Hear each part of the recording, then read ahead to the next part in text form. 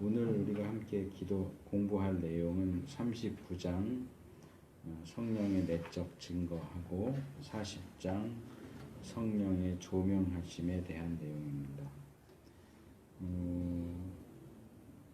성령론이 지난주에 얘기한 것처럼 좀 성령님과 관련된 그런 성경 구절들이 성경에 생각보다 많이 나오지 않기 때문에 다른 교리적인 내용들만큼 뭔가 확고하고 분명하게 내용이 정리되지 않는 그런 특징이 있는데 그래도 이 전체 주제 배치와 관련해서 본다면 이 우리가 사용하는 교재가 성령론에 대해서 할애하고 있는 분량은 생각보다 좀 적은 것 같아요. 그래서 우리가 지난주에 살펴본 성령의 신성하고 인격성은 성령의 인격과 관련된 내용이고, 이제 오늘부터 5장이 성령의 사역과 관련된 내용인데, 이 5장 내용 가지고 성령의 사역을 다 커버하는 것이 불가능합니다. 그래서 처음에는 제가 계획을 잡은 게 오늘 2개 내적 증거하고 조명을 하고, 그 다음 시간에 나머지 3개를 성령 세례하고 위로자 되시는 성령님, 또 성화시키시는 성령님, 이렇게 3개를 다음번에 묶어서 할까 그랬는데 한 주를 더 할애해야 될 것 같아요. 그래서 다음 주에는 41장의 성령 세례만 공부를 하면서 그것과 함께 성령 충만이나 성령의 은사나 성령의 열매에 대한 내용을 좀 전반적으로 다루고, 그 다음번에 위로자이신 성령님하고 성화시키시는 성령님, 이렇게 해서 성령론에 대한 내용을 총 4번이죠. 4번에 걸쳐서 다룰 수 있도록 그렇게 하겠습니다. 먼저 39장 성령의 내적 증거.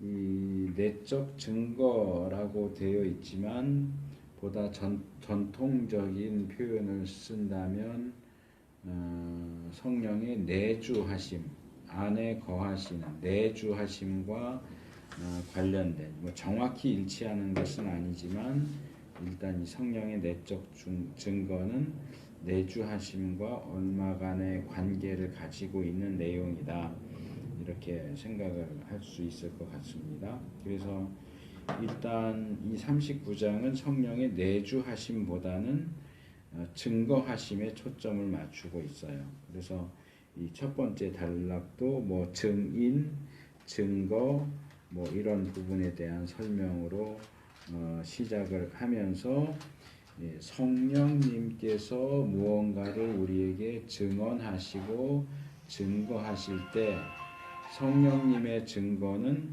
확실하다, 무오하다. 둘째 단락 넷째 줄에는 무오한 증거 이렇게 돼 있고, 그 둘째 단락 밑에서 둘째 단에는 루터의 말을 인용하면서 성령은 의심할 수 없다라고 하는 표현을 사용합니다. 그러니까 이야기의 이제 논리적인 흐름이 증거 또는 증언은 어떤 것인가를 일반적인 얘기를 먼저 던져놓고, 그 다음에 성령님이 증거를 하시는데 성령님이 하시는 증거는 오류가 없고 절대적으로 믿을 만한, 의심할 여지가 없는 것이다 라고 하는 쪽으로 이야기를 끌고 가고 있는 거죠. 그래서 셋째 단락으로 넘어오면 이제 칼빈의 이야기를, 루터는 그냥 한마디 성령은 의심할 수 없다라는 말을 했다, 요 정도로 넘어가지만 칼빈과 관련해서는 좀 길게 설명을 합니다. 이 설명이 좀 중요하기 때문에 읽어보겠습니다. 존 칼빈은 가르치기를 성경이 그 자체가 가지는 신적 권위의 분명하고 합리적인 증거들을 나타내고 그 신적 기원의 충분한 증거를 제시한다 할지라도 그 증거들이 성령의 내적 증거를 통해 우리 마음에 인쳐지기 전에는 우리를 완전하게 확신시키지 못한다. 이렇게 이야기를 합니다. 자, 이거는 뭐냐 하면 우리가 이 교리 공부 시작하면서 제일 먼저 다뤘던 부분이 계시에 대한 부분입니다. 신학 서론에 대한 해당하는 내용인데 계시 부분에서 뭐 일반 계시라든지 특별 계시 뭐 이런 부분들을 다뤘는데 이제 특별 계시라고 하면 이제 다르게 말할 때 성경이라고 말하는데 우리가 이 40장 넘어가면서 성령의 조명하심을 이야기하면서 그 성령의 계시와 영감에 대한 얘기를 좀 더 덧붙여서 이야기를 하게 될 거예요. 근데 이제 그 부분에 있어서 성경의 저자가 누구냐? 인간 저자도 있지만 신적 저자도 있고 하나님이라고도 일반적으로 말하지만 그 하나님을 삼위일체적으로 좀 더 구분해서 말하자면 성경의 저자는 성령 하나님이다. 왜냐하면 성령의 영감으로 된 것이기 때문에 성령 하나님이 성경의 저자다. 이렇게 얘기를 이제 하게 되지만 좀 더 일반적인 표현으로 와서 성경이 하나님의 말씀인 것을 우리가 어떻게 알 수 있느냐? 사람이 성경이 하나님의 말씀이라는 사실을 어떻게 확신할 수 있느냐 하는 그런 문제에 부딪히게 됩니다. 그래서 그 부분도 이미 이제 계시에 대한 부분을 다루면서 얼추 제가 말씀을 드렸던 걸로 기억을 하는데 우리 보수 정통의 입장에서는 하나님께서 인간 저자들을 사용하시고 그들에게 영감하셔서 그들의 조사와 연구와 또 성경에 대한 기록이 오류가 없도록 이제 그것을 영감이라고 하죠. 영감하셨기 때문에 인간 저자의 특성들이 성경에서 발견되기도 하지만 그 내용에 있어서는 전혀 오류가 없는 하나님의 말씀이다. 이렇게 설명을 하게 됩니다. 그래서 우리가 성경이 하나님 말씀이다라고 하는 것은 특별 계시인 성경 자체의 증언을 통해서 그것을 보통 주장을 하게 되는데 칼빈은 거기에 한 가지를 더 강력하게 덧붙여서 얘기를 한 것이 있는데 그게 바로 성령님의 내적 증거입니다. 그래서 지금 읽어드린 문장이 좀 길어요. 5줄이나 되는데 그것을 중간에서 끊으면 제시한다 할지라도까지가 이제 전반부가 돼요. 그래서 우리가 성경을 본다면 특별히 뭐 불신자들은 말할 것도 없고 신자들이라고 할지라도 이 성경 그 자체가 어떤 신적인 권위를 가지고 있다는 증거를 이야기하고 있고 그리고 그것이 신적 기원을 가진다. 그러니까 성령님의 영감이라든가 하나님의 역사를 통해서 하나님이 자신의 뜻과 말씀을 성경에 기록되도록 하셨다. 그렇기 때문에 이 성경은 하나님의 뜻을 계시하고 있는 특별한 어떤 개체다라고 하는 것을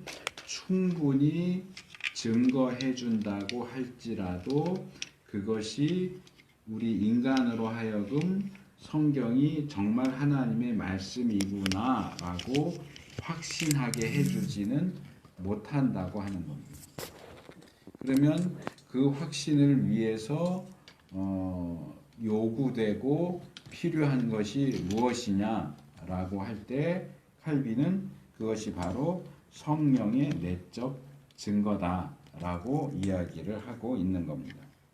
그래서 우리가 뭐 교회 다니는 사람들은 너무나 당연하고 자연스럽게 성경은 하나님의 말씀이다라고 이야기를 하지만 그런 일반적인 발언 또는 주장하고 그리고 실제로 성경을 하나님의 말씀으로 받아들이고 거기에 순종하는 문제를 놓고 보자면 너무 내리는 거 아니에요?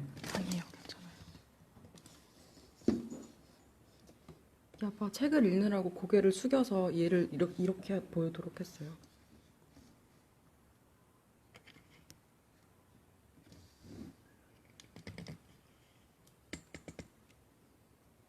내가 무슨 얘기를 하는지 잊어버렸어. 네. 거기 신경 쓰느라고. 다 했어요. 그런 건 한번 설치하면 그냥 놔둬야 되는데 자꾸 손을 대면. 근데 이게 특성이 달라서.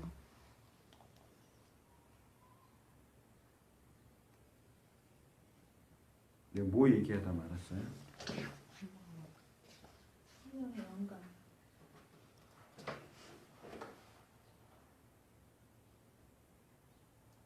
죄송해요.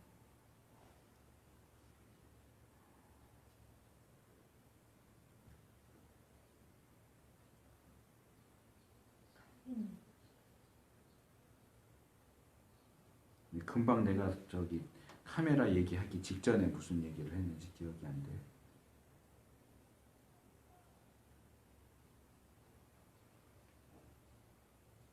카메라 손대지 말라고 그러기 직전에 내가 뭐라고 얘기를 했어요?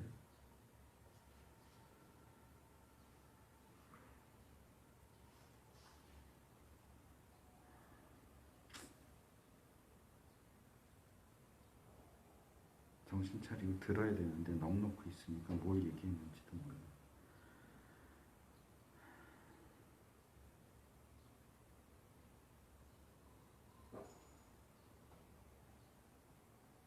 먼저 단락부터 다시 해주면 될 것 같아요.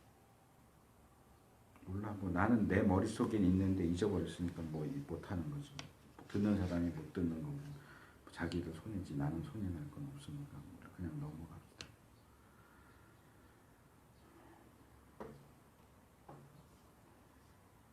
어쨌든 성경이 객관적인 증거를 해주고 있다고 해도 그것이 곧바로 사람 마음속에 확신을 심어주는 방식으로 그 역할을 하지 못한다고 하는 거고, 그것이 객관적일 뿐만 아니라 주관적인 확신이 되기 위해서는 성령께서 직접 각각의 마음에 증거해 주시는 그런 역사가 필요하다 하는 것이 이 칼빈이 강조한 내용입니다. 그래서 그렇게 하지 않으면 이제 생각났다. 그 입으로 나는 하나님을 믿습니다. 성경이 하나님의 말씀인 것을 믿습니다. 나는 그 하나님의 말씀에 순종하겠습니다. 라고 아무리 떠들어대도 실제적인 태도와 행동에 있어서 성경 말씀을 하나님의 말씀으로 받아들이고 순종하는 일은 일어나지 않아요. 객관적인 그것이 주관적으로 나의 것이 되지 않으면 그런 일이 일어나지 않는단 말이에요. 물론 그런 일이 일어나도록 하는 것이 이 성령님이 우리 안에서, 그래서 내적이라고 하는 표현을 쓰는 건데, 우리 안에서 증거해 주시고 확증해 주시고 확신을 가지게 해 주시고 우리가 입술로 하는 고백을 실제적인 행동을 통해서 그 말씀에 순종할 수 있도록 하는 결과를 가져온다는 거죠. 하지만 그 부분에 있어서 성령의 내적 증거가 무작위적으로 무조건적으로 작용하느냐 하면 그렇지 않아요. 그래서 아까 오전 예배 드릴 때도 진경이가 기도하면서 특별히 그 인상 깊게 그런 내용의 기도를 했지만, 우리가 하나님의 말씀을 들을 때 내 생각으로 내 경험으로 나의 어떤 상황에 비추어서 하나님의 말씀을 판단하고 말씀을 말씀으로 받아들이지 못하는 그런 일이 없게 해주세요. 뭐 그런 취지의 기도를 드렸는데, 그게 정말 우리에게 필요한 기도예요. 그냥 나는 뭐 어떤 내용이 주어지든지 어떤 요구가 주어지든지 나는 그냥 멍하니 앉아 있을 테니까 성령님이 내 안에 역사하셔서 내가 그걸 알아듣게 해주시고 순종하게 해주세요. 그러는 사람한테는 성령님이 역사하지 않아요. 아무리 말로는 나는 성경이 하나님 말씀인 걸 믿습니다. 성경대로 살아야죠. 이래도 내 기본적인 생각과 가치관을 소위 말하는 까는, 공격하는 그런 내용이 나오면 듣다가 그냥 일어나서 나가버리는 방식으로 반응한다면 그건 성령님이 역사하실 수가 없어요. 그래서 성령님의 내적인 증거도 중요하지만 그 부분에 있어서 우리가 얼마나 겸손하게 그리고 진실하게 하나님 앞에서 무릎을 꿇느냐, 그것이 기본이 되어 있어야 성경이 우리에게 제시하는 객관적인 증거들과 성령님이 역사하시는 주관적인 역사가 함께 합해져서 소위 말하는 역사가 일어난다는 거예요. 그게 데살로니가 전서에서 바울이 얘기하는 내용, 그리고 히브리서 4장 2절에서 히브리서 기자가 얘기하는 내용이에요. 우리가 일반적으로 히브리서 4장 12절은 많이 알고 있어요. 하나님의 말씀은 살아있고 좌우의 날이 선 어떤 검보다도 예리하여 혼과 영과 관절과 골수를 찔러 쪼개나니. 그래서 하나님 말씀은 살아있고 운동력이 있고 이렇게 하는구나. 근데 그 살아있고 운동력이 있고 찔러 쪼개는 그 말씀을 들어도 사람이 변화되지 않는단 말이에요. 그러면 그 말씀 자체에 문제가 있는 거냐? 말씀에는 문제가 없어요. 사람에게 문제가 있는 거예요. 그래서 히브리서 4장 12절 말씀과 짝을 지어서 우리가 기억해야 될 말씀이 외우기도 쉬워요. 하나는 4장 12절이고 하나는 4장 2절이에요. 저희가 말씀을 들었지만 들은 바 그 말씀이 저에게 유익되지 못한 것은 저희가 거기에 믿음을 화합지 않았기 때문이다라고 얘기해요. 히브리서 4장 2절이. 그러니까 살아있고 운동력 있는 말씀이 우리 안에 들어올 때 우리가 믿음을 거기다 화합시키지 않으면 화학작용이 일어나지 않는다고, 역사가 일어나지 않는다고. 아무리 살아있는 말씀이 들려줘도 내가 거기 믿음으로 화합하지 않으면 역사가 일어나지 않아요. 마치 뭐 중고등 학생 때 그 뭐 과학실 가면 그 염소 용액에다가 뭐 철이나 뭐 이런 거 집어넣으면 이렇게 부글부글 이렇게 거품이 일어나는 것처럼 이게 서로가 맞아 떨어져야 어떤 화학작용이 일어나고 변화가 일어나는데 쇠 조각을 그냥 맹물 조각에다 집어넣어봐야 아무런 반응이 일어나지 않는단 말이에요. 그러니까 우리 마음이 물이 아니라 염산 용액처럼 믿음으로 반응을 해야 되는데 거기다 알루미늄이나 쇠 조각 살아있는 하나님의 말씀을 집어넣어봐요. 그게 맹물 같으면 어떤 일도 일어나지 않는단 말이에요. 그래서 바울이 그 구절은 내가 정확히 기억이 안 나는데 데살로니가 전서인지 후서인지 앞부분에서 그런 얘기를 해요. 너희가 잘하는데 우리가 너희에게 전해준 그 말씀을 너희가 하나님의 말씀으로 받아들이는 것은 참 잘하는 일이다 라고 얘기해요. 그러니까 입술로는 성경은 하나님의 말씀이다. 나는 하나님 말씀을 듣기를 원합니다. 하나님 말씀대로 순종하겠습니다. 라고 말하는데 실제 상황에 있어서는 그걸 하나님 말씀으로 안 받아들이는 거예요. 특별히 내 생각과 경험과 맞지 않는다고 판단될 때 얼마든지 일어나서 나가버릴 수 있는 그런 말씀이, 그건 말씀도 아닌 거지. 듣기 싫은 잔소리에 불과한 거지. 그게 어떻게 말씀이 역사를 하느냐 말이에요. 예수님이 말씀하신 씨 뿌리는 비유도 마찬가지예요. 뿌려지는 씨는 똑같아요. 다 천국 복음이에요. 그런데 그 사람의 마음이 어떤 밭이냐, 길가냐, 돌짝밭이냐, 가시밭이냐, 좋은 밭이냐에 따라 결과가 달라진다고요. 씨가 다르기 때문에 결과가 달라지는 게 아니에요. 마음이 다르기 때문에 결과가 달라져요.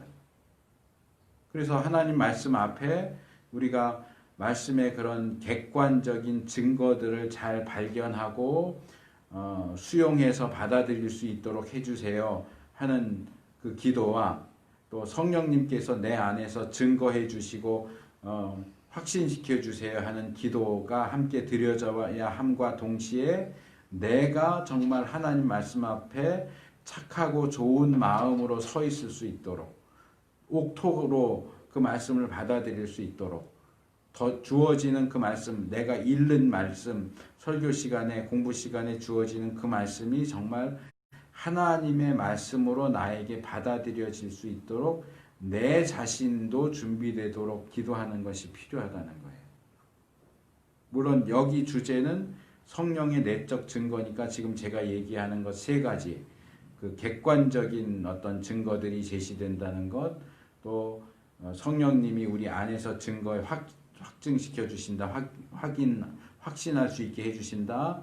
그리고 세 번째로 우리 자신이 준비되어 있어야 한다. 우리 마음밭이 옥토해야 한다. 이 세 가지 중에 이 두 번째 성령의 내적 증거에만 초점이 맞춰 있기는 하지만 이런 부분들을 우리가 좀 종합적으로 이해를 하고 설교를 들을 때도 그렇고 말씀을 들을 때도 그렇고 지금처럼 교리적인 내용을 들을 때도 그렇고 정신을 똑바로 차리고 들어야 된단 말이에요.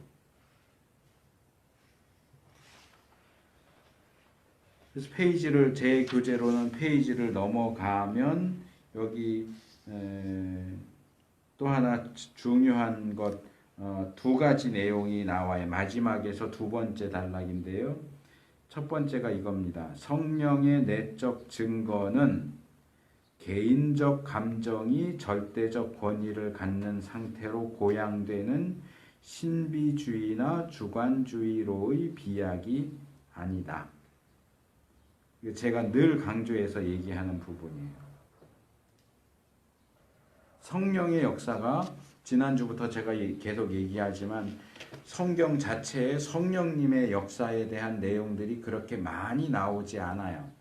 상당히 어떤 신비한 어떤 형태 또는 신비한 것으로 우리에게 알려져 있다 보니까 이게 성경이 말하는 신비 거기에서 멈춰야 되는데 이걸 더 쭉 밀고 나가요.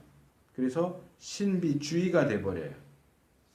그래서 제가 가르칠 때도 그렇고 교회에서도 제가 몇 번 그 표현을 했던 걸로 기억하는데 뭐가 됐든지 간에 그 뒤에 주의가 붙으면 정말 주의해야 돼요. 문제가 생겨요.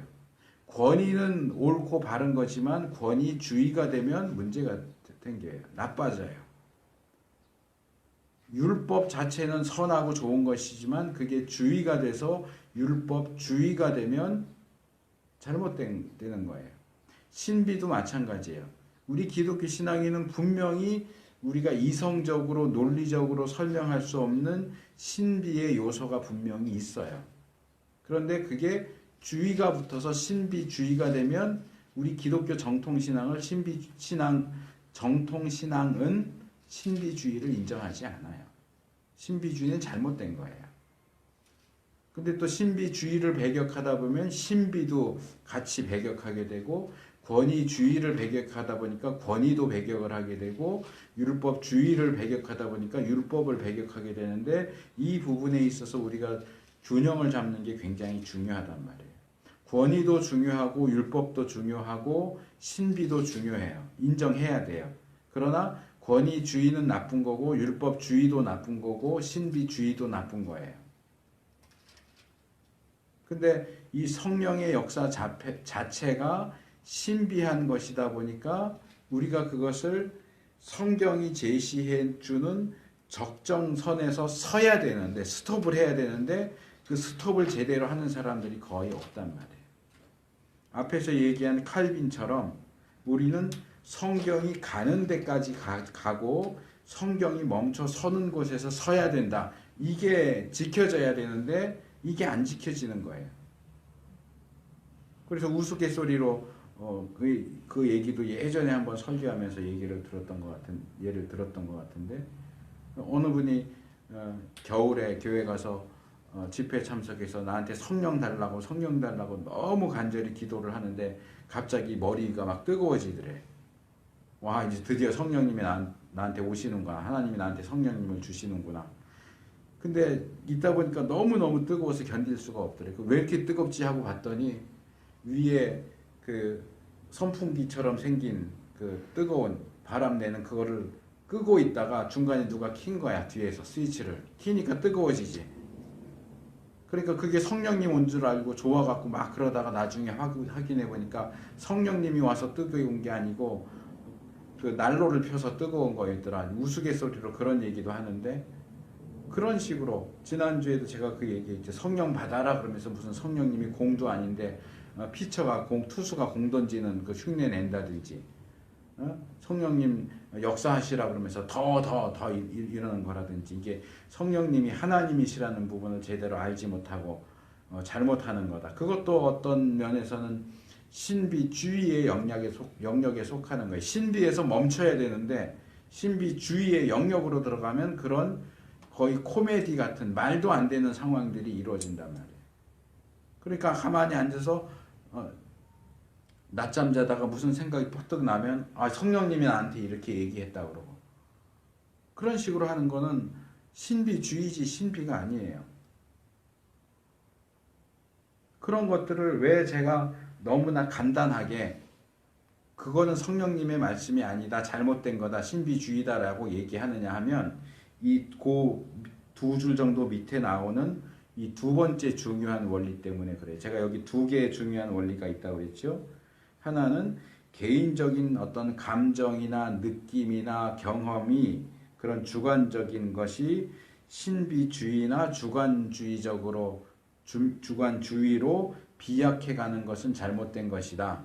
두 번째는 이거예요. 성령의 증거는 말씀을 증거하는 것이다. 성령의 역사는 말씀으로 하는 역사예요. 성령님 자신이 말씀의 저자이시고 말씀의 저자이신 성령님은 말씀의 범위를 넘어서서 일하지 않으세요.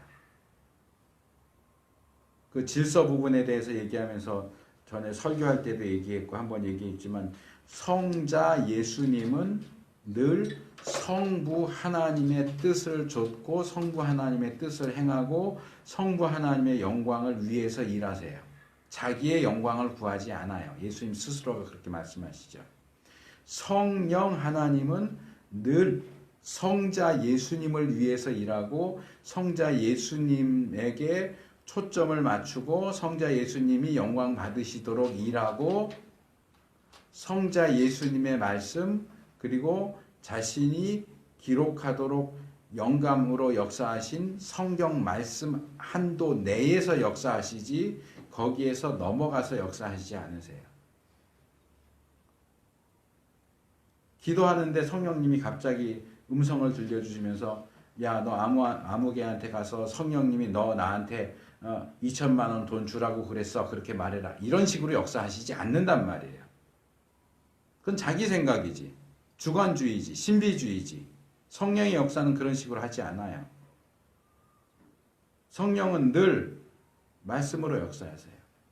그래서 우리가 성령의 역사 그러면 뭔가 자꾸 신비주의적인 쪽으로 가려고 하지만 성령의 역사는 사실상 말씀의 역사예요. 성령님은 말씀으로 역사를 하시니까. 그래서 제가 늘 얘기하지만 내가 어떤 경험을 했다. 그 경험을 한 것이 가짜다 이 얘기는 아니지만 내가 경험을 한 것도 내가 지식적으로 알고 있는 것도 내가 체험한 것도 다 성경의 원리에 비추어서 평가되어야 하고 성경의 원리에 맞지 않는다면 내 그 경험이 잘못된 거라고요. 그 경험을 한 게 아닌데 거짓말한다라는 얘기가 아니고 그 경험이 잘못된 기준을 나에게 제시해 주고 있기 때문에 거절해야 된단 말이에요. 그래도 내가 경험했는데 우리가 경험하는 게 다 진짜일까요?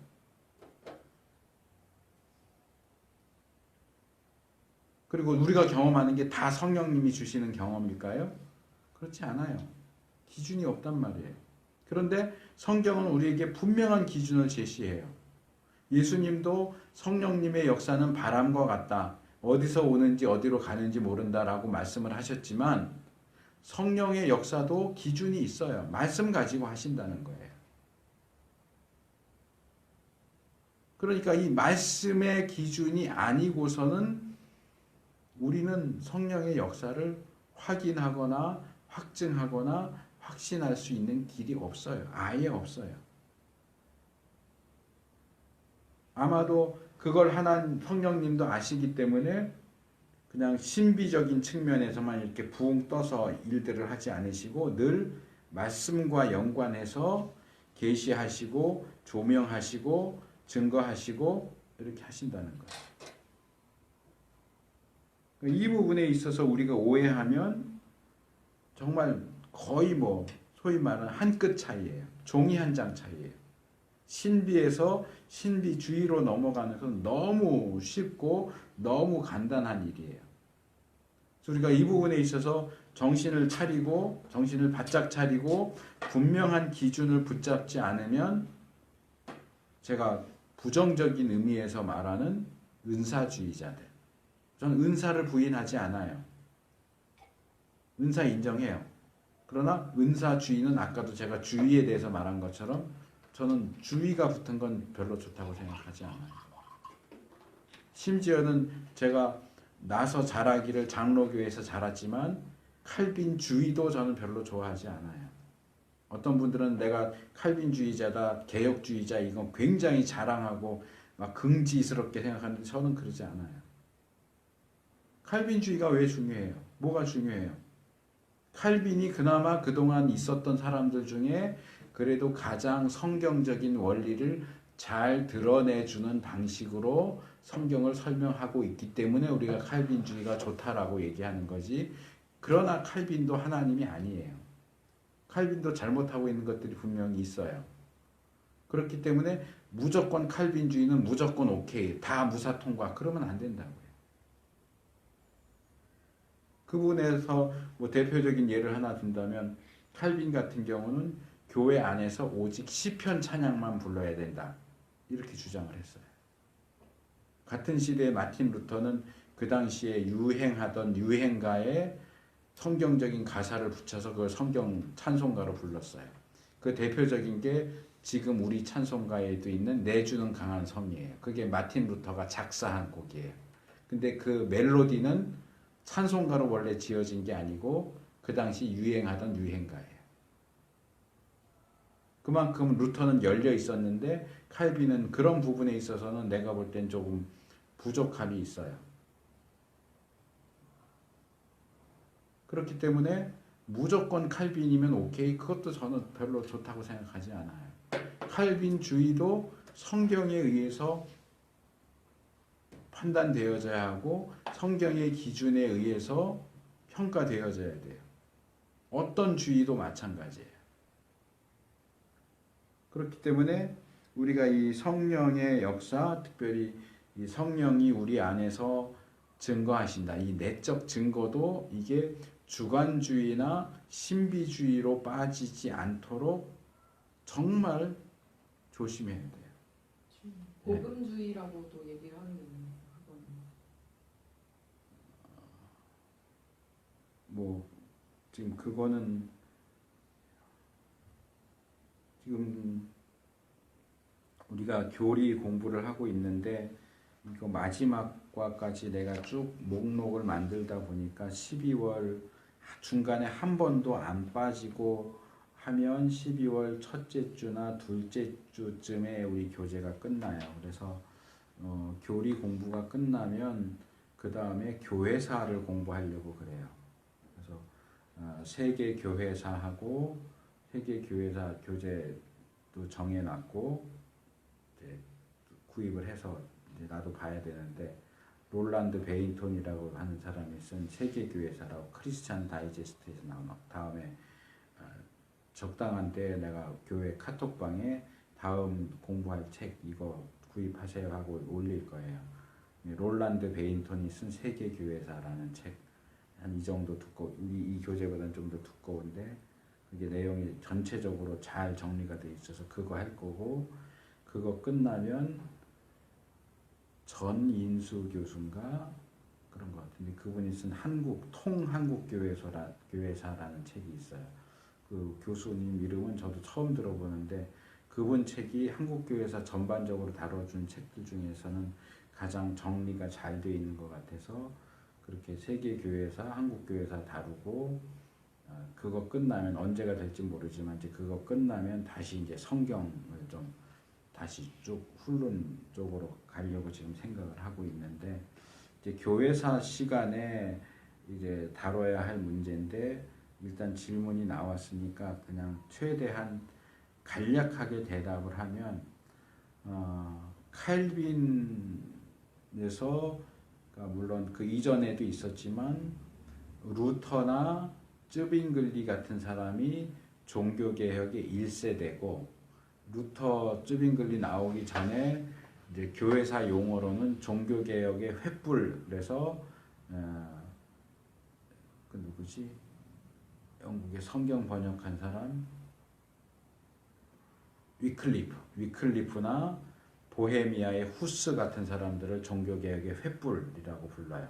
종교개혁 직전에 어떤 그런 분위기를 조성했던 사람들 종교개혁 횃불이라고 하고 루터, 쯔빙글리는 종교개혁 1세대, 제일 처음 종교개혁을 시작한 사람들이고 칼빈은 2세대에 속해요.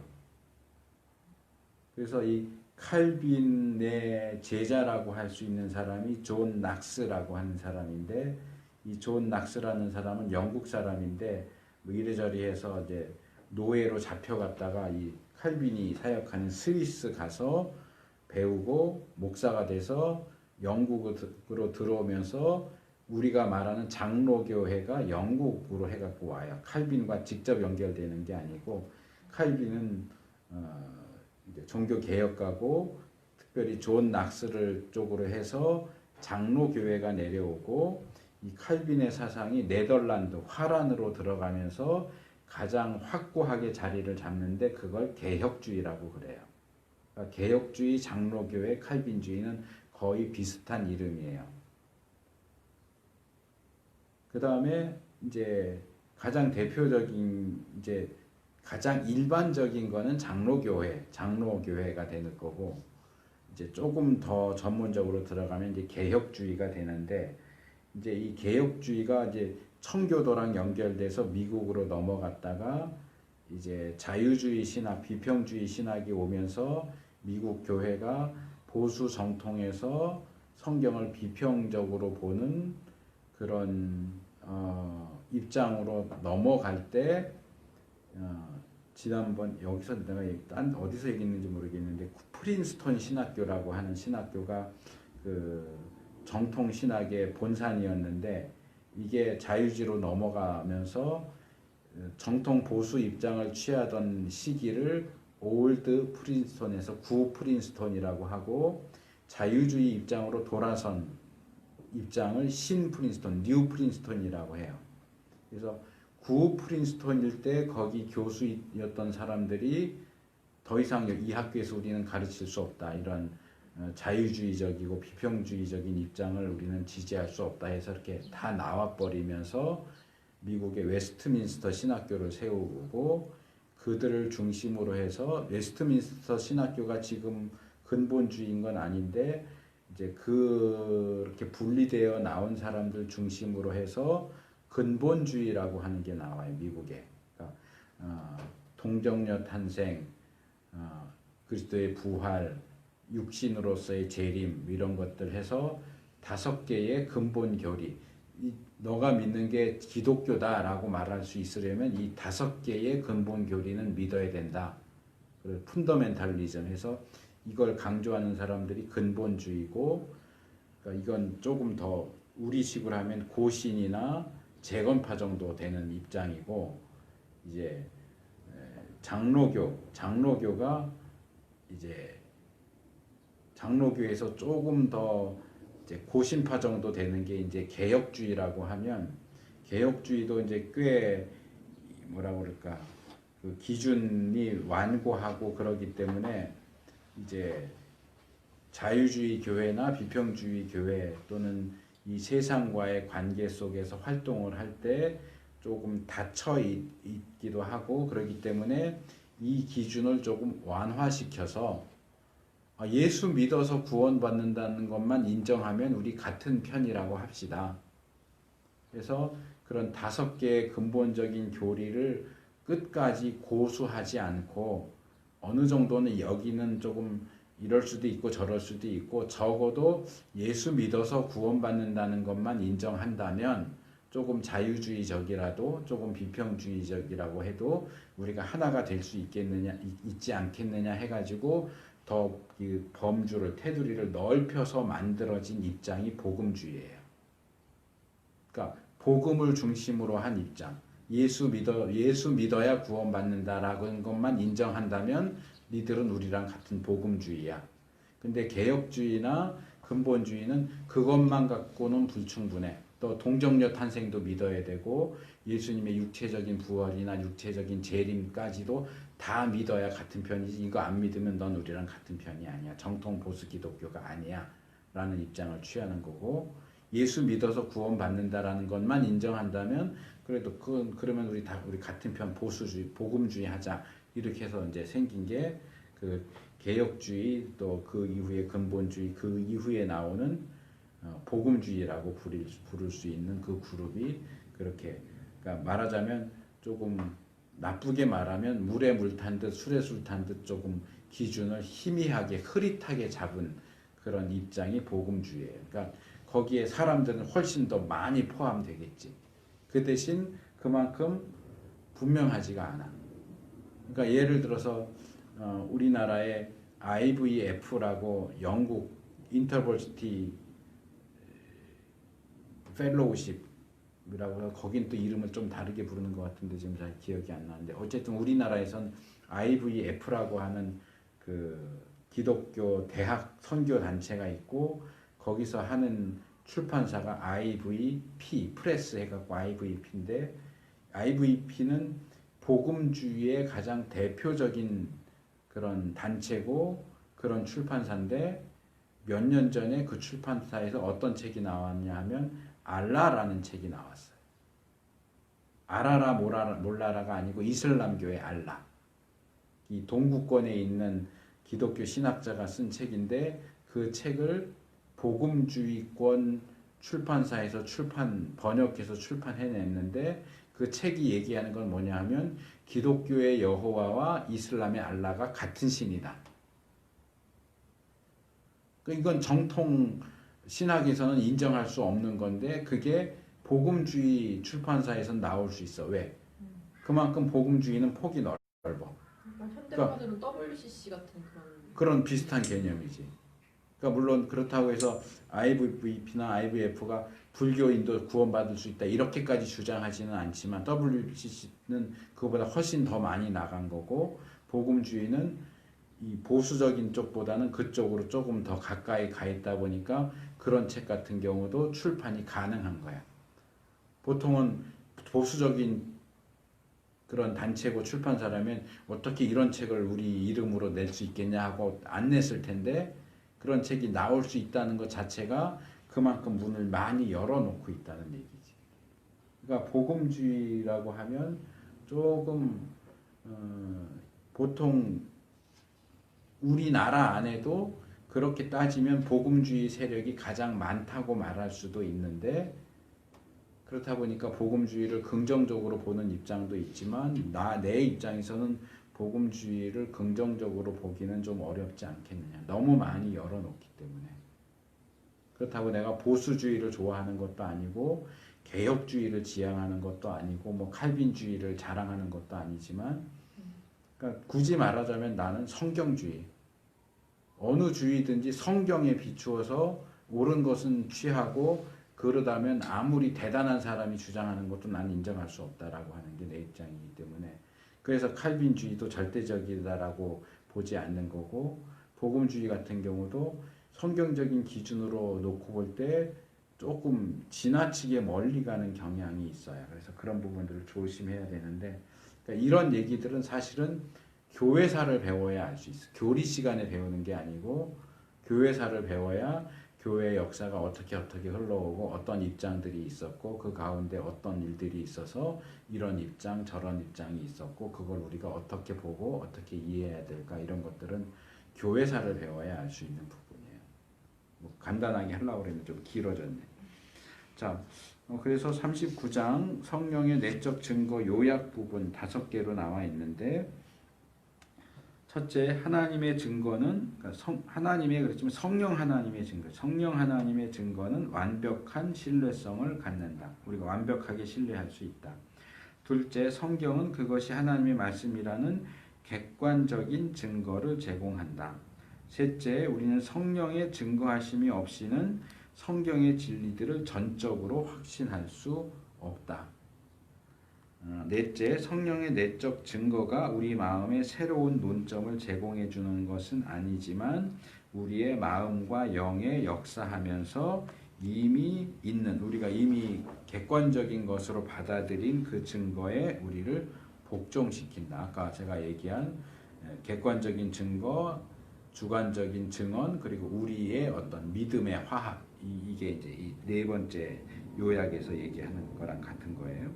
다섯째, 성령의 내적 증거의 교리는 우리가 진실이라고 느끼는 것이 무엇이든지 진실이라고 믿으라는 허가증이 아니다. 앞에서 얘기한 신비주의 주관주의가 아니다.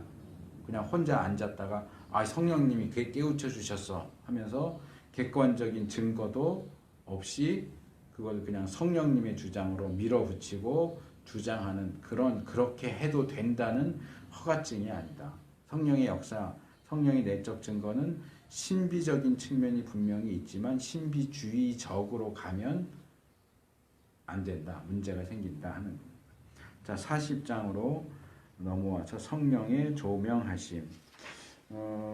이제 이 부분을 보면서 이 내적 증거하고 조명 부분을 다루려면 그 전에 성령의 영감에 대한 내용이 나와야 되는데 이 부분이 좀 빠졌다 이렇게 생각을 하고 이제 다시 뒤져보니까 우리가 배운 내용 중에 4장 특별 계시와 성경이라고 하는 장이 이 영감에 대한 내용을 다루고 있는 내용이에요.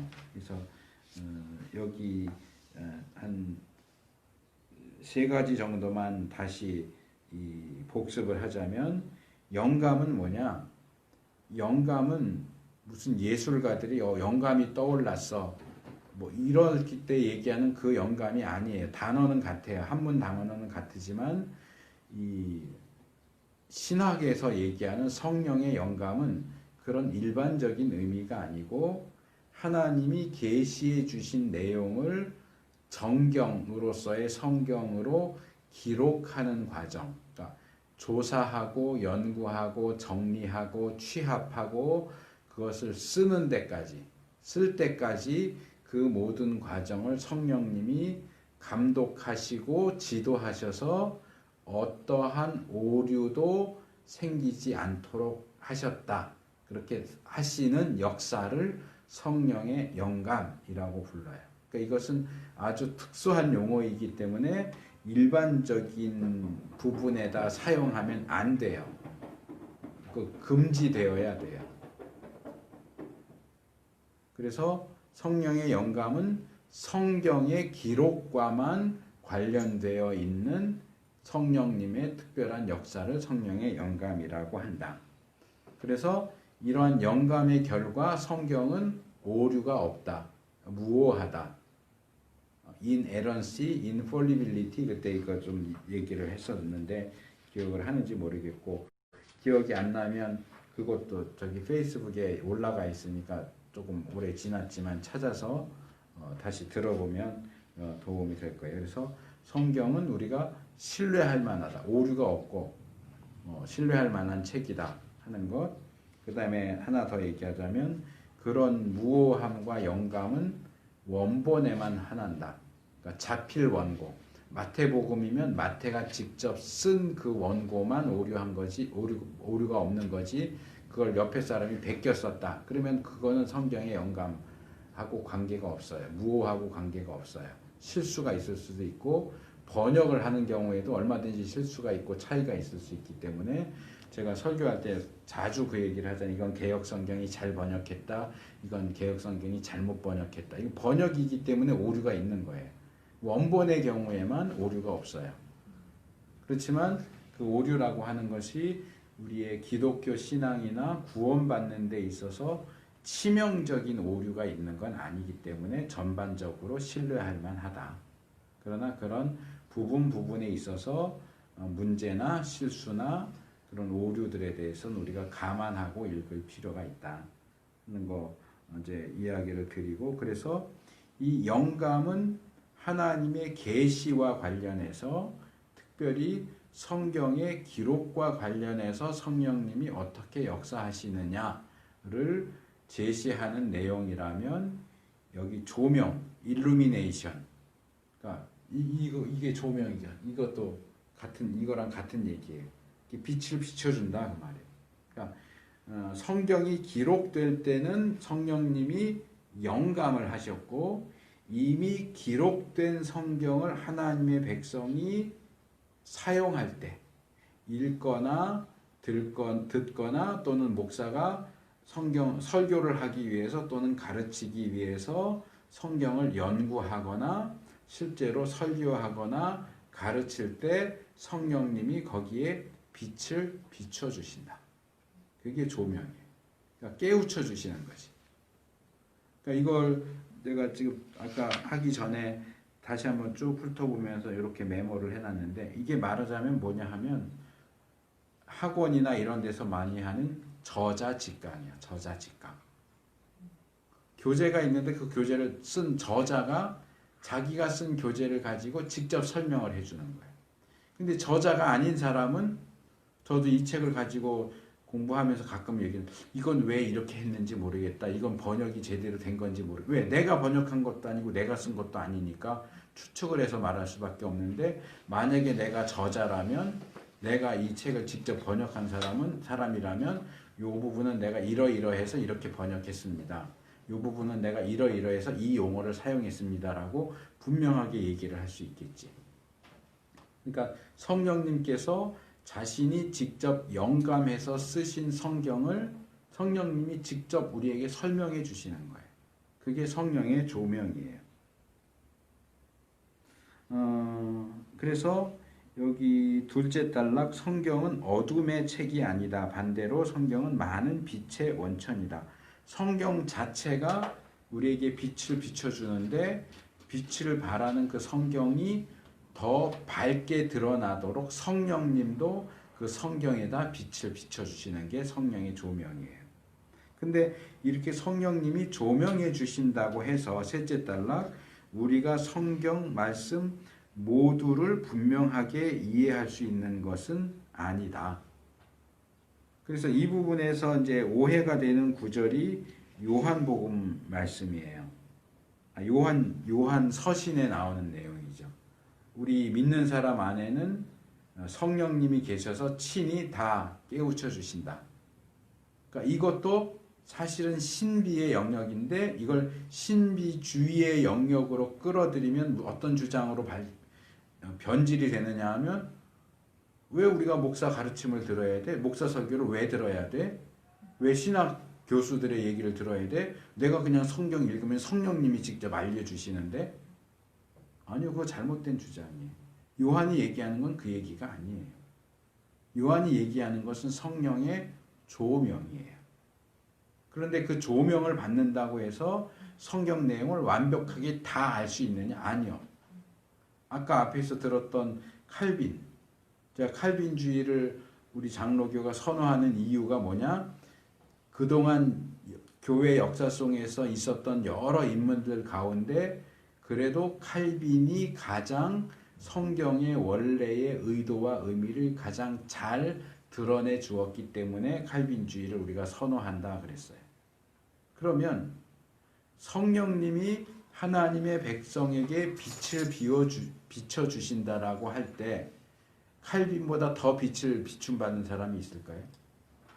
바울보다 더 빛을 비춰주신 사람이 있을까요? 그런데 이제 와서 칼빈도 몰랐고 바울도 몰랐는데 성령님이 나한테만 알려주셨어. 이렇게 얘기하는 사람은 100% 1000% 이단이에요. 나만 알았어. 나만 깨우쳤어. 아니요. 그런 일은 일어나지 않아요. 혹시라도 누가 이건 나만 아는 건데 나만 기도하다가 깨달은 건데 너한테만 알려줄게 이런 말하는 사람이 있으면 만나지 마세요. 주변에 누가 있는 걸 내가 알고 얘기하는 게 아니고 일반적인 얘기를 하는 거예요. 그런 사람은 분명히 위험한 사람이에요. 수천 년의 기독교 역사 속에 수많은 신앙의 위인들, 선배들이 있었고 우리보다 더 많이 기도하고 우리보다 더 많이 성령 체험하고 우리보다 더 많이 성경을 읽은 사람들이 못 깨달은 걸 그들보다 훨씬 못한 내가 이제 깨달았다고? 그거는 말이 안 돼요. 그건 신비주의, 주관주의예요. 그거 아니에요. 그래서 성경에는 분명히 어려운 내용이 있어요. 그래서 베드로가 뭐라고 얘기해요? 베드로 전서인가 후서인가에서 우리 형제 바울이 쓴 내용들 중에서 이해하기 어려운 것들도 있다. 또 모든 예언은 하나님의 감동으로 된 것인데 어떤 사람들이 이것을 억지로 풀다가 멸망한다. 그거예요. 그 억지로 풀면 안 돼요. 우리가 이해할 수 없는 영역도 있다. 쉬운 내용도 있지만 어려운 내용도 있다. 이걸 이제 신학에서는 성경의 명료성이라고 그래요. 이것도 아마 내가 계시 부분을 하면서 얘기했을 텐데 성경은 저기 산 꼭대기부터 샘물에서 졸졸졸 솟아나는 그 물이 아주 실개천을 이루다가 개울, 강, 바다로 이렇게 들어가는 것하고 비슷해요. 성경의 어느 부분은 유치원생도 이렇게 한번 폴짝 뛰어서 건널 수 있을 정도로 아주 쉽고 얕은 그런 물줄기가 있는가 하면 세계적인 수영 선수도 수영해서 건널 수 없을 만큼 깊고 넓은 곳이 있어요. 성경 안에는 그렇게 쉬운 것도 있고 어려운 것도 있어요. 알기 쉬운 게 있는가 하면 평생을 연구한 학자도 알 수 없는 영역이 있어요. 그거를 오해해서 성경 쉬워. 아니요. 성경 읽어보지 않은 사람이 그러는 거예요. 성경 어려운 부분도 있어요. 다만 우리가 어떻게 해야 구원을 받을 수 있을지, 구원받은 사람으로 어떻게 살아야 하는지 이런 부분들은 쉬워요. 그건 누가 읽어도 다 알 수 있어. 근데 어려운 부분들은 세계적인 학자들도 풀어낼 수 없을 정도로 어려워요. 우리가 이미 다뤘지만 삼위일체론, 신론에서 삼위일체론 이건 아직도 풀리질 않아요. 기독론에서 양성론, 예수님 안에 신성과 인성이 어떻게 있느냐. 거기 칼케돈 회의, 니케아 회의 하면서 사실상 그 회의가 정리는 해주긴 했는데 우리에게 도움이 되는 건 거의 없다. 그렇게 이 밀라드 에릭슨이라는 학자의 말을 제가 소개를 했었는데 어려워요. 하나님의 주권과 인간의 자유의지. 구원이 영원한 것인가 중간에 잃어버릴 수 있는 것인가 이런 문제 아직도 해결이 안 났어요. 왜? 어렵거든요. 그래서 성령이 조명해 주신다고 해도 그 내용을 우리가 다 알 수 있는 것은 아니다 하는 것이 굉장히 중요한 기준입니다. 그래서 아까도 얘기했지만 거기 하나 둘 셋 넷 다섯째 단 보면 그는 성령은 본래 있던 빛에 빛을 더하신다. 성경 자체도 빛을 발하는데 거기에 성령님이 또 빛을 비춰주시니까 더 분명하게 볼 수 있게 해주신다 하는 얘기죠. 그 다음에 페이지 넘어가서 여기도 이제 중요한 것만 몇 개 더 얘기를 해서 하고 정리를 하겠습니다. 끝에서 셋째 단 조명하심을 계시와 혼동해서는 안 된다. 오늘날에는 사람들이 하나님으로부터 받았다고 주장하는 개인적 계시에 대해 듣는 일이 흔하다. 그런데 성령의 조명은 계시가 아니다. 그리고 분명하게 말해서 오늘날 성령님은 우리에게 계시하지 않아요. 계시하지 않아요. 조명은 하시지만 계시하시지 않아요. 계시는 끝났어요. 66권 성경이 완성되면서 더 이상 계시하지 않아요. 그러니까 성경에 나타나 있는 것처럼 성령님이 우리를 인도하신다거나 하는 것도 사실은 조명에 속하는 부분으로 봐야지 계시에 속하는 부분으로 보면 안 된다는 거예요. 뭐 잠언이나 이런 데면서 뭐 너가 길을 갈 때 뒤에서 음성이 들려서 이쪽 길로 가라 저쪽 길로 가라 그렇게 인도해 주실 거다. 그것도 인도하심 내지는 조명에 해당되는 거지. 하나님 제가 학교를 어디 들어가야 되는지 누구랑 결혼해야 되는지 직장은 어디로 원서를 내야 되는지 계시해 주세요. 아니요. 하나님은 더 이상 계시하지 않아요. 계시가 완료됐어요. 이게 굉장히 중요한 우리 정통 보수 신학의 명제 중에 하나예요. 계시의 완료성. 66권 성경으로서 계시는 완료됐다. 그래서 어느 대단한 칼빈이 쓴 가장 대표적인 책이 기독교 강요라고 하는 이렇게 두꺼운 책이 있지만 그 대단한 책도 성경에 들어갈 수가 없어요. 요한계시록으로 끝이에요. 아무리 대단한 책도 하나님의 말씀으로 성경에 포함될 수가 없어요. 왜? 그것들은 다 조명의 산물이지 계시의 산물이 아니야. 66권 성경만 계시의 산물이고 영감의 산물이에요. 그것 이외의 모든 것은 모든 활동은 영감이 아닌 조명이고 모든 활동의 결과물도 조명의 결과물이지 계시나 영감의 결과물이 아니에요. 그렇기 때문에 요즘에 뭐 개인 예언한다고 하는 사람들이 빌 해몬든가 하는 사람도 그런 예언 사역하는 사람들 중에는 가장 두드러진 위치를 차지하고 있는 사람인데 개인 예언에 대한 책도 쓰고 그랬던데 그 사람 뭐라고 얘기하냐면 개인 예언을 하면서 그걸 다 받아 적으라고 그래. 다 받아 적고 항상 읽고 외우래. 왜? 그 하나님 말씀이니까. 하나님이 내 입을 통해서 당신한테 계시해 주신 하나님 말씀이니까 그런 개인 예언들도 기록된 하나님 말씀과 똑같은 하나님의 말씀으로 취급하라. 그건 거의 이단적인 사상이에요. 지금은 하나님이 계시하지 않아요. 조명하세요. 그래서 조명을 계시와 혼동하면 안 된다. 조명은 깨우쳐 주는 거예요. 그래서 요 뒤에 또 하나 중요한 게 나오죠. 성령의 조명하시는 사역은 성경에 있는 내용을 넘어서서 새로운 정보나 참신한 계시를 주시는 일이 아니다. 그래서 몇 년 전부터도 문제가 있던 어느 여자 전도사가 성령님이 자기한테 한국의 전쟁이 몇 년도에 일어난다. 계시해 줬다.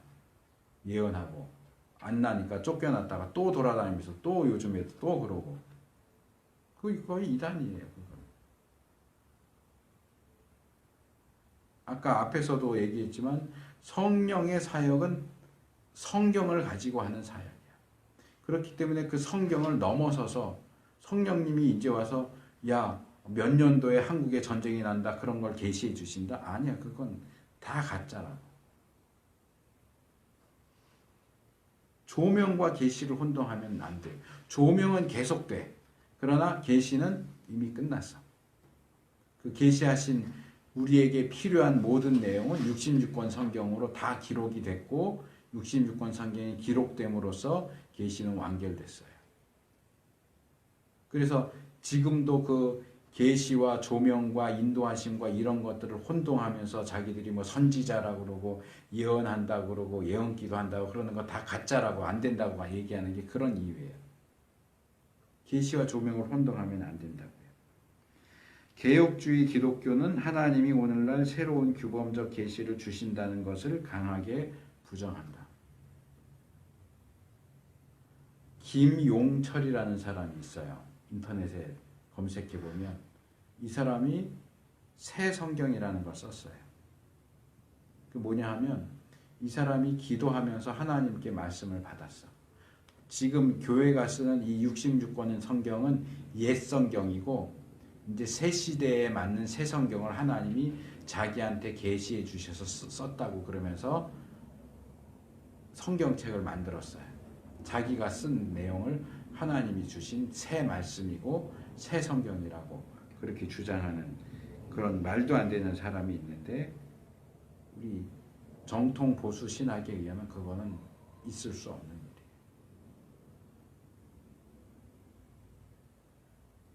이미 기록된 말씀에서 무엇도 더하거나 무엇도 빼지 말라고 했는데 그 기록을 싸그리 없애고 새로운 성경을 주신다고? 말도 안 되는 거예요. 성령은 아직도 성경에 계시된 것을 조명하시는 사역을 계속하신다. 성령은 우리가 성경을 이해하고 성경의 진리를 깨닫고 우리의 삶의 진리를 적용하는 것을 도와주신다. 이것도 중요해요. 동그라미 쳐놓으세요. 성령의 조명은 어떤 방향으로 나오느냐? 이해하고 깨닫고 적용하게 하시는 거다. 새로운 내용을 계시하는 게 아니에요. 이해와 깨달음과 적용을 돕는 거예요. 성령은 말씀을 가지고 또 말씀을 통해 역사하신다. 그의 가르침은 결코 말씀에 위배되지 않는다. 그러므로 우리는 들은 것을 성경의 가르침으로 테스트해 보는 것이 필요하다. 그러니까 들은 것만이 아니라 경험한 것도 무엇이든 간에 어떤 주의도 어떤 주장도 어느 대단한 목사가 어느 대단한 신학자가 주장한 것도 늘 성경의 가르침에 비추어서 이것이 그러한가 평가하고 판단을 내려서 옳은 것만을 선택해야지 세계적으로 큰 교회의 목사가 얘기했으니까 맞겠지. 아니 그런 거 없어요. 자주 얘기하지만 그 위대한 사도 바울이 얘기한 것도 베레아 교인들은 이것이 정말 그러한가 하여 성경을 참고했다. 바울의 말도 성경을 대신할 수가 없어요. 물론 그 바울의 말들 가운데 성령의 영감을 통해서 기록된 것은 성경 말씀이 되었지만 바울이 한 말이 모두 다 성경으로 기록된 건 아니죠. 바울은 실수 안 했을까요? 바울도 절대적인 존재가 아니에요. 그러나 성령의 영감으로 기록된 성경은 우리가 이건 그냥 바울이 하는 말이지 그렇게 보면 안 되고 하나님 말씀으로 받아야지. 근데 이 확신은 이론으로 논리로 설득으로 되는 게 아니고 지금 제가 얘기하는 건 객관적인 어떤 증거들을 제시해 주는 것뿐이고 이것이 정말 내 안에 확신으로 오는 것은 성령님만 주실 수 있다. 성령의 내적 증거를 통해서만 그 말씀에 대한 확신을 얻을 수 있다. 제가 며칠 전에 이 얘기만 하고 끝낼게요. 며칠 전에 페이스북에서 요즘 레위기 강의하고 다니는 저랑 신대원 동기인 김경렬 교수라는 분이 페이스북에 썼더라고요. 몇 년 전인데 그 옥하는 목사님 아들이 옥성호 씨라고 뭐 심리학에 물든 부족한 기독교 시리즈를 3권인가 이렇게 내서 되게 관심을 받았던 적이 있고 나도 그 내용들은 굉장히 좋게 봤는데 몇 년 전에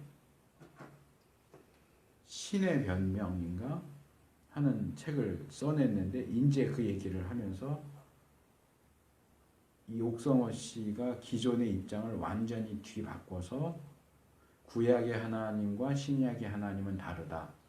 구약 성경이 진짜인데 초대 교회가 구약 성경을 다 바꾸고 손대서 지금 같은 신약 성경을 만들었다. 신약 성경은 가짜다. 이런 식의 주장을 거기 써놨다고. 문제가 많다 이렇게 해서 그런 주장은 사실 기독교 안에 신학계 안에는 이미 오래전부터 있었던 거기 때문에 그런가 보다 하고 그냥 봤는데 오늘 새벽에 우리 목사 모임에 오시는 지병영 목사님이 그 기사를 링크해서 보냈더라고요. 목사 모임 카톡방에.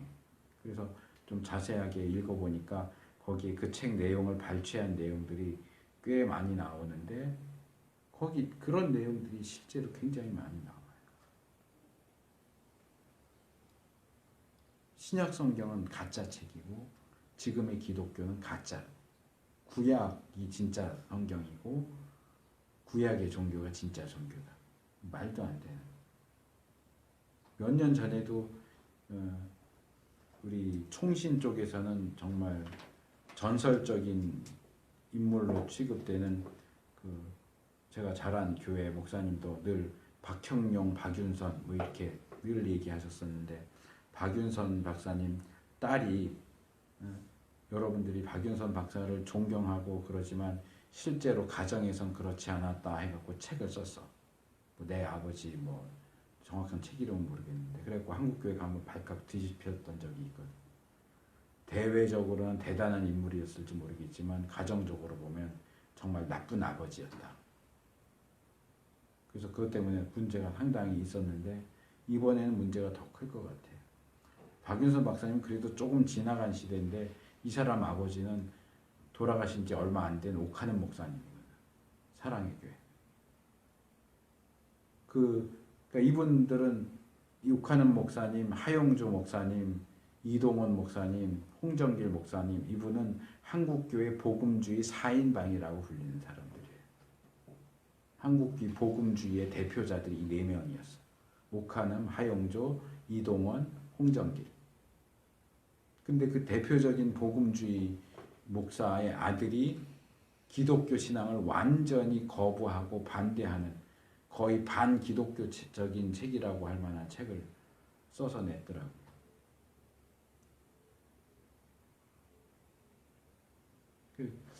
되게 염려스럽기도 하고 안타깝기도 하고 처음에는 집사인데도 그래도 참 성령의 조명 아래서 말씀에 대해서 잘 깨우치고 현대 교회가 성경 말씀과 멀어져 있는 그런 부분들을 굉장히 잘 지적해 줬다라고 참 좋게 봤는데 이렇게 완전히 엉뚱한 길에 서 있다는 것을 이제 드러내 보여져요.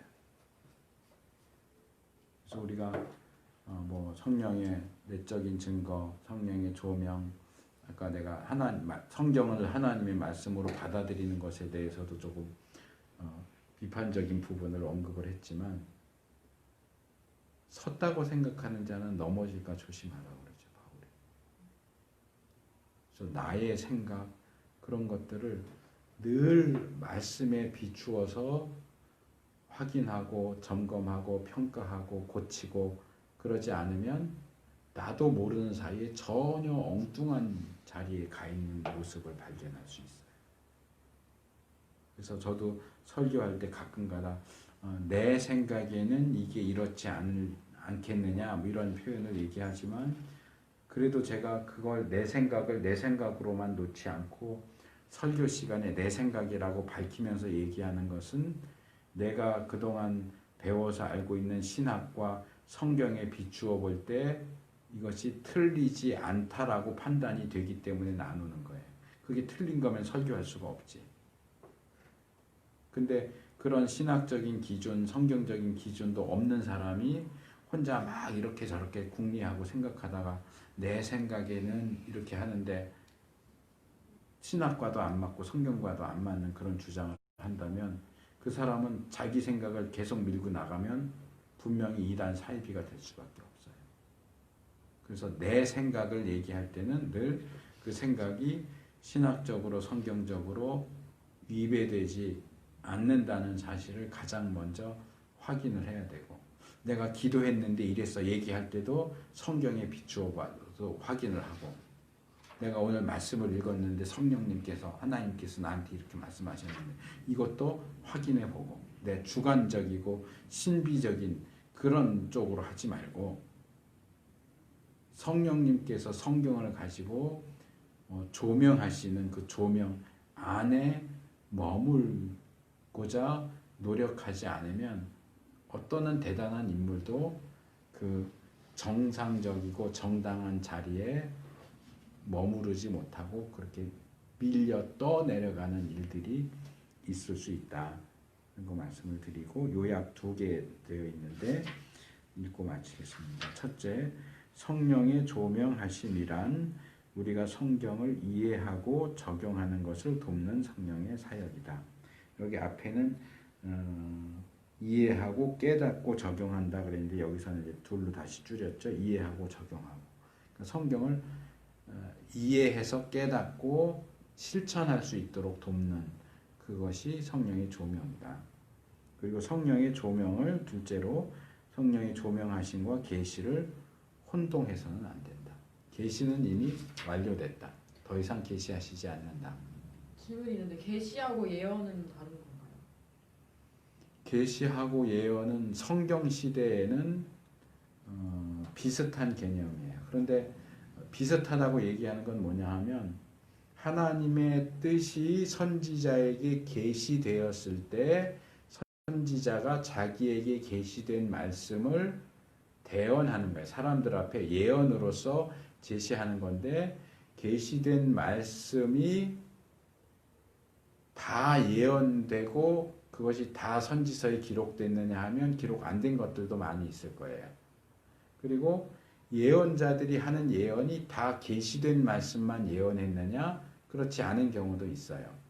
대표적인 예가 나단 선지자예요.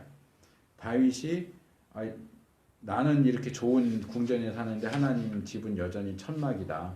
내가 하나님을 위해서 집을 짓겠다. 그러니까 나단 선지자가 왕이 원하는 대로 하시오.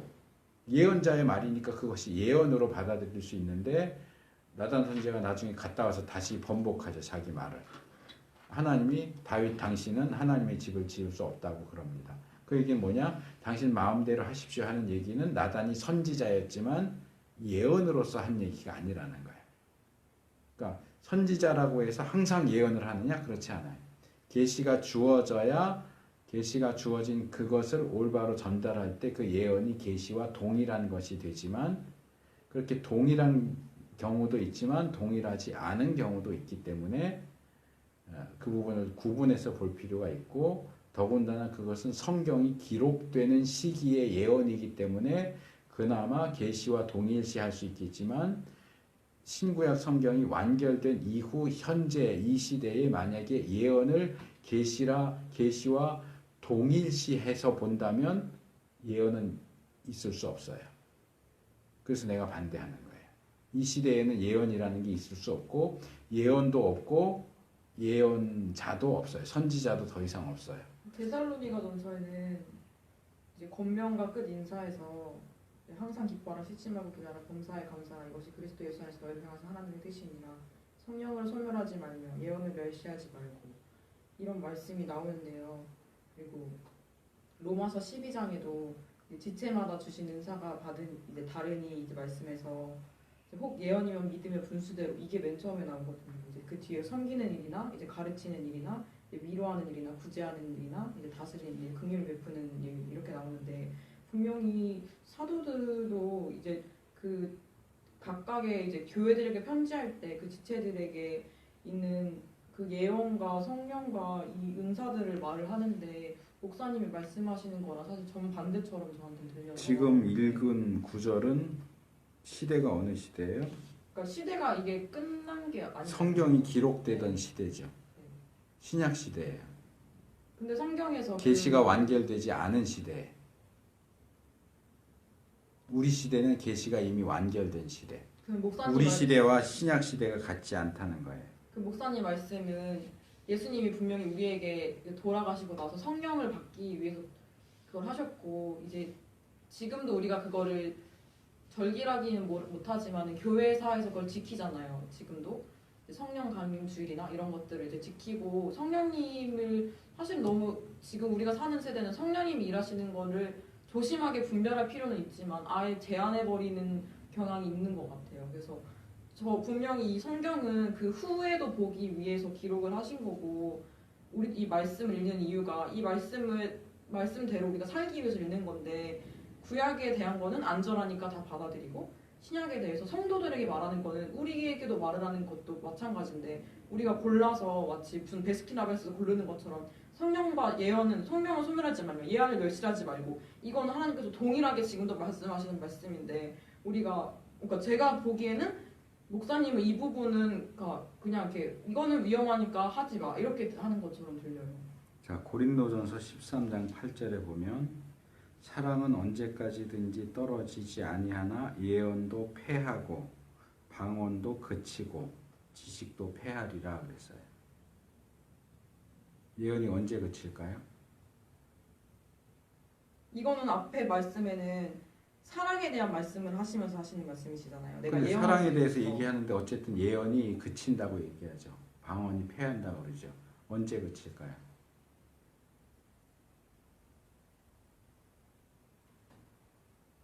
우리가 부분적으로 알고 부분적으로 예언하니 온전한 것이 올 때는 부분적으로 하던 것이 폐하리라. 그 전까지 있다는 말씀이시잖아요. 그러니까 온전한 것이 올 그 때는 하나님의 전이라는 나라가 게 아닌가요? 언제일까요? 하나님이 나라가 임하실 때까지가 아니에요. 예수님이 재림하실 때까지. 네. 자, 이 부분에 있어서 본문을 해석하고 이런 주제를 다루는 데 있어서 입장의 차이가 있어요. 그래서 어떤 사람들은 신약 시대에서 끝났다. 예언도 방언도 다 끝났다. 그렇게 보는 게 아까 설명했던 개혁주의의 기본적인 입장이에요. 은사 중단론, 기적 중단론. 교회를 세우기 위해서 특별히 그런 일들이 있었던 거고, 교회가 세워진 이후에는 더 이상 예언도 방언도 필요 없기 때문에 그쳤다라고 하는 것이 우리 장로교의 공식적인 입장이에요. 그리고 소위 말하는 은사주의자들의 입장은 지금 진경이가 얘기한 것처럼 예수님 재림하실 때까지는 계속되는 거 아니냐. 예언도 계속하고 방언도 계속하고 기적도 계속 일어나고. 오순절이나 은사주의 쪽에서는 그렇게 얘기를 해요. 그런데 하나 분명한 것은 아까도 계속 강조했지만 계시는 종결이 됐다는 거예요. 계시는 종결이 됐어. 그렇기 때문에 조건적으로 얘기하는 거예요. 계시라는 의미로서 지금도 예언이 있다라고 하면 그건 인정할 수 없다는 거예요. 근데 조명이라는 측면에서 성령님이 깨우쳐 주신 내용을 내가 얘기한다. 조명이라는 측면에서는 예언의 은사라고 하는 것도 있기 때문에 아까도 내가 은사는 인정한다 그랬잖아요. 나는 은사 중단론 입장이 아니에요. 은사가 지금도 지속되고 있다라고 생각을 해. 물론 가짜가 훨씬 더 많겠지만 진짜도 아예 없어졌. 진짜는 하나도 없다. 난 그렇게 생각하진 않아. 방언도 가짜가 대다수가 가짜이겠지만 진짜 방언도 있다고 생각을 해. 또 진짜 예언, 계시로서의 예언이 아니고 성령님의 조명을 통한 그런 말씀을 제시하는 예언도 있다고 생각을 해. 그러니까 어떤 이 중간, 나는 중간 입장인데 예언이고 은사고 완전히 다 끝났다. 예언 중단, 은사 중단론. 그 다음에 또 하나는 예언이 아직도 계속되고 있다. 예수님 재림할 때까지는 계속된다. 근데 이거는 이 주제를 다루는 성경을 전반적으로 보고 정리해야 될 문제인데 아까 지난주부터 얘기했지만 이런 성령의 역사, 성령의 은사에 대한 내용은 성경에 우리가 취급할 수 있는 내용이 너무 부족해. 많이 나오면 좀 우리가 좀 더 수월하게 그 내용을 정리하고 결론을 내릴 텐데 나와 있는 내용이 너무 부족하기 때문에 여전히 이 부분에 있어서는 계속 논쟁이 있고 싸울 수밖에 없는데 나는 이 부분에 있어서 성경과 신학이 이야기하는 기본적인 부분은 지키면서 그러나 우리가 하나님의 역사에 대해서 완전히 문을 닫아놔서는 안 된다고 생각을 하기 때문에 열어는 놔야 하지만 지금은 열어놓은 정도가 아니라 문만 연 정도가 아니라 담이 다 헐어버린 담까지 다 헐어버린 상태라고 보기 때문에 조심하라고 하는 얘기를 하는 거예요. 은사 중단론은 개혁주의는 아예 문까지 다 닫아버렸어. 담 이렇게 쌓고 문을 완전히 잠가버렸어. 아무도 못 들어오게. 근데 은사주의는 문만 열어놓은 정도가 아니고 담까지 다 헐어버렸어. 내가 볼 때는. 근데 그러면 안 된다는 거지. 담은 쌓아놓고 문은 대신 열어놓자. 물론 뭐 조금 열어놓을지 활짝 열어놓을지 그거 차이도 또 좀 그 안에서 또 있긴 하겠지만 나는 문을 닫거나 잠그면 안 된다는 입장이야. 그러니까 되어지는 그런 어떤 신비적인 부분을 신비적인 건 무조건 다 신비주의다. 지금 교회에서 하는 방언은 다 사탄 방언이다. 난 그 부분도 동의하지 못해. 그건 너무 지나친 거지. 그렇다고 해서 지금 하는 방언은 다 하나님이 준 방언이지. 난 거기에도 동의할 수가 없어. 그렇기 때문에 아까 읽은 데살로니가에서 나오는 것처럼 모든 것을 분별하여 선한 것을 취하라. 분별하자는 거지. 신비적인 부분들, 성경이 제시하는 부분들, 신학적인 부분들을 우리가 가지고 있는 기준은 성경밖에 없기 때문에 성경에 비춰서 성경은 이쪽도 얘기하고 저쪽도 얘기하는데 대부분 자기를 지지하는 이쪽 얘기거나 저쪽 얘기만 얘기해. 반대쪽 얘기는 안 한다고 빼고. 근데 그러면 안 되고 성경의 그 주제를 다루고 있는 모든 내용을 다 다루면서 우리가 할 수 있는 한 지식에까지 새롭게 함을 얻은 자로서 성령님의 도우심을 받아서 조명을 받아서 최대한 타당한 성경적인 결론을 내릴 수 있도록 노력하는 것이 필요하다. 무조건 물은 걸어 잠그는 것도 안 되고 무조건 아무나 다 와서 하면 무조건 다 성령님이 한다고 그렇게 해서도 안 되고 그 열매로 안다고 했으니까 열매도 볼 필요도 있고 그 성경적인 어떤 구조나 논리의 구조나 그런 부분까지도 다 신학과 성경에 의해서 판단하고 분별하는 것이 필요하다 하는 게 내 입장이에요. 무조건 닫는 건 아니에요. 근데 이렇게 일반적인 오순절이나 은사주의 운동은 내가 아까 표현한 것처럼 담까지 다 헐어버렸어. 이것도 좋고 저것도 좋고 그런 것이 일반적이다 보니까 내가 담은 쳐야 됩니다 라고 하면 너무 지나친 거 아니야? 이렇게 반응을 한다고. 근데 담은 쳐야지. 집을 지키기 위해서는. 담은 쳐야 돼. 문은 열어놓더라도 문을 닫아 잠그는 건 나는 반대야. 그건 아니라고 봐. 그러나 문은 열어놓되 담도 쳐야 돼. 그러니까 그런 기준을 통과할 수 있는 진짜 백이 은사, 진짜 백이 성령의 역사는 그렇게 많지 않을 거다. 왜? 지난번에도 얘기했지만 성경 자체에도 그렇게 흔하지가 않아. 그게.